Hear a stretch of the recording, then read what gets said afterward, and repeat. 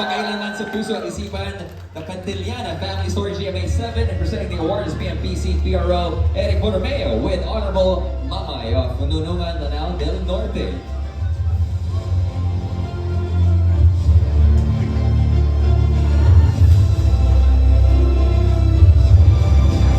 Check.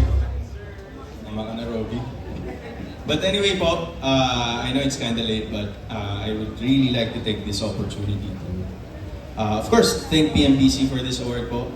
But portraying the role of Andrew Cantillana is one of the most important roles I've done in my 15 years in the industry.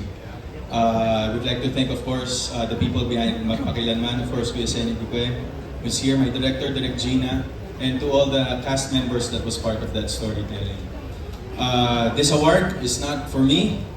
I dedicate this award to those who are experiencing mental health problems.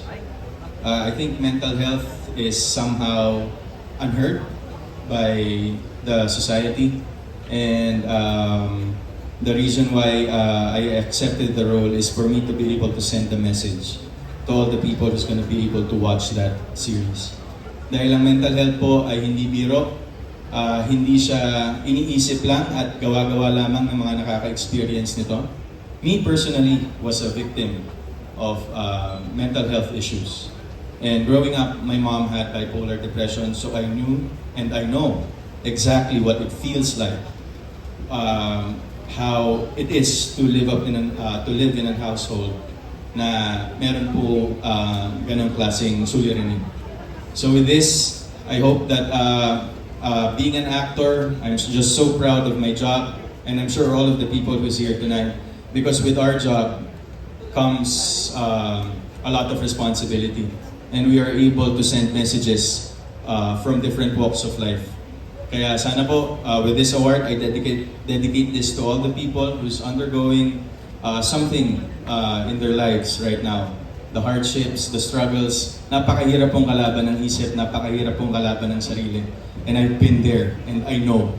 So to everyone who's listening to this message, to everyone who has these kinds of problems right now, I hear you, we hear you, and we are here to support and help you the most we can. So para po to sa lahat ng mga taong dumadanas ng mental health issues and mental health problems. And to the Cantillana family, if you're listening and watching this, sinabi ko to before when I did a Facebook live stream for the episode. I'm here for you guys. I know how it feels like, and one way or another, malalagpasan din natin lahat ng to. So this is for you guys. This is for those people that's part of our society. And of course, Lord, thank you so much for making me an instrument to send messages and to be of help to the ones in need. Maraming salamat po sa PMPC and good evening.